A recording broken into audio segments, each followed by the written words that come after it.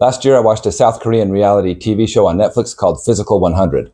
It reminded me a little bit of Squid Game, except this wasn't a competition to the death. What they do is take 100 participants, men and women, and these are athletes, and they have them compete in a variety of challenges and fitness events, and they'll eliminate them round by round until there's just one person standing that wins the whole thing. It's kind of cool how the participants come from a variety of backgrounds. You've got bodybuilders, powerlifters, CrossFitters, Olympic athletes, soldiers, dancers, fitness influencers. There's just a wide variety of athletes participating in these challenges. Anyway, I thought season 1 was very entertaining. It held my attention all the way to the final episode. Netflix just came out with season 2, released about a week ago.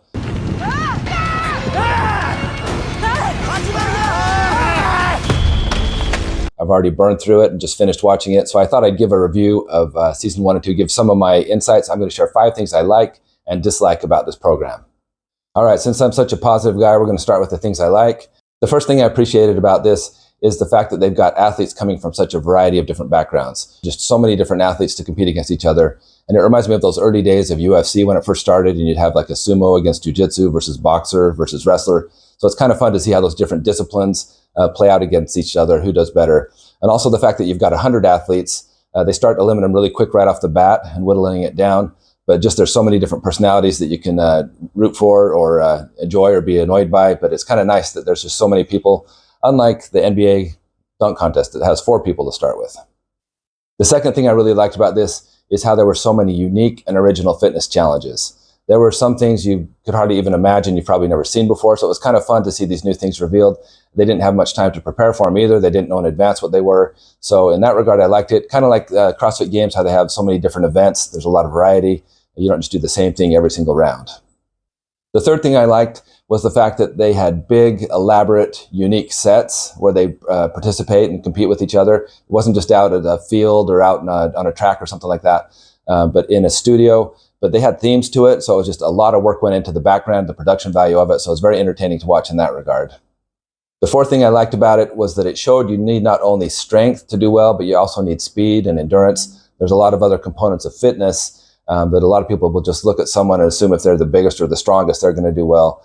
So it was nice to show that well-rounded athletes could actually fare better than some of the superhero physique-looking people that participated in it. And the fifth thing I liked was just kind of new to get some exposure to South Korean culture. It was fun to see the difference in personalities and cultural, the way they treated each other. As a reality show where people are going against each other, if this were something in the US, it'd be trash talking and cutthroat the whole time. But it was cool to see that they were respectful. Some were pretty cocky and confident, but still they were respectful and had good sportsmanship, and I enjoyed that. Plus, if you're binge watching on Netflix, you can tell your friends you were watching a foreign film all weekend instead of just watching a reality TV show. You don't feel so bad doing that. Okay, so for the 5 things I disliked or wish they would have done a little bit better, first one is the use of the word physique. Now, you might think I'm nitpicking here, but this kind of bothered me because just right out of the chutes, they talked about how this competition is to determine who has the most perfect physique out of all of them. And as they'd introduce new competitors, as they'd come in, they'd have a ceramic torso representing each one of them in this big room. And as each person would come in, the more muscular, ripped, and buff people would come in, and everyone would ooh and ah and be all intimidated and talk about how they're going to win it. The problem is, this was not a bodybuilding contest. It had nothing to do with aesthetics. As nice as they looked, it measured your fitness and your athleticism. It was a physical challenge. It wasn't a bodybuilding thing. So they kept talking about physique over and over, but they did nothing to compete in physique. And they're obviously not measuring physique in this event. Anyway, maybe that's something to do with the translation lost in there, but that's something that just kept bugging me as I kept talking about that. Actually, I did a video about the difference between fitness and athleticism and aesthetics. I'll put a link on that at the end of this video. Okay, the second thing that bothered me a little bit was the audio editing. Obviously, the participants are from Korea, so it's in Korean. You can watch it dubbed over in English, but they had voice actors dubbing over the athletes. So if there's a big guy, you'd have someone making a deep voice, and it didn't seem quite natural. So I actually thought it sounded better when you'd watch it in Korean with subtitles instead of having it dubbed over. Also, all the participants are watching the other people as they're doing their events, and they're all chiming in with their comments. And some of them are interesting, but some of them are kind of cringe, the things they're saying, and they put so much emphasis on all this dubbed in commentary from the other people watching. So that kind of bugged me a little bit.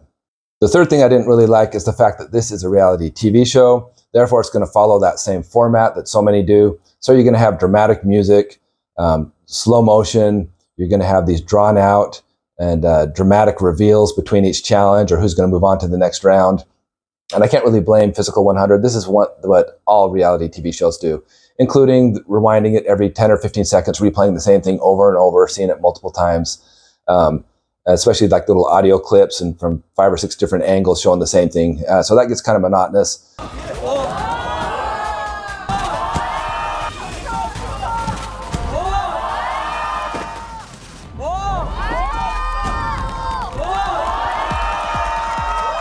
I understand that's how you do reality TV. You're trying to make it exciting and get lots of eyeballs, but I wish they would have toned it down just a little bit and not made it so overly dramatic in so many places.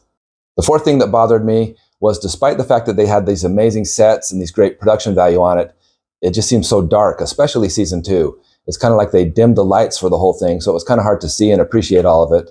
I'd have to watch it on my laptop and amp up the brightness on it and only watch it at night. And so I wish they could have shown more, had a little bit better visibility of it. It felt like I was watching a new Batman movie. All right, my fifth and final dislike or thing I wish they would have done a little bit different is the fact that even when you do have these winners, they're not necessarily the most athletic or most fit out of the group. The reason for that, first of all, it's a reality TV show. It could be scripted, it could be rigged. I heard there were rumors of that in season 1. But the other thing is, when they combine teams, you're getting people stuck with weaker links. So there could be people that didn't do well in some of the events just because of some of their teammates they had. So in that regard, it's kind of frustrating. Also with men and women, usually the women would compete against women and men against men. There were some events though where it would kind of cross over, especially on the team things. At the end of season 2, they had an event where they were like dragging 300 pounds behind them, and the women just got smoked on that. So I would like to see a separate women's division, just like many other sports. Overall, though, I really liked this series, this Netflix program. I think I liked season 1 a little bit more just because it was so new and fresh and original and exciting when it started. Season 2 did lag a little bit. Like halfway through, I found myself hitting the forward 10 seconds multiple times. Like, yeah, get to it. We don't need to have all the slow motion and the replays and the drawn out stuff. But overall, it was very exciting. It really did pick up, though, at the end of season 2 in the last couple episodes. So if you're struggling through it, stick with it. So if you're into reality TV shows, instead of watching The Bachelor or The Kardashians or whatever, I suggest you give this a shot. It's exciting, it's motivating, it's inspiring when you see all these great athletes, a lot of fit people competing against one another. If you watched Physical 100, I'd love to get some feedback from you in the comments if you agree or disagree with my review of this program. Anyway, stay tuned, feel free to like and subscribe, and I'll see you next week.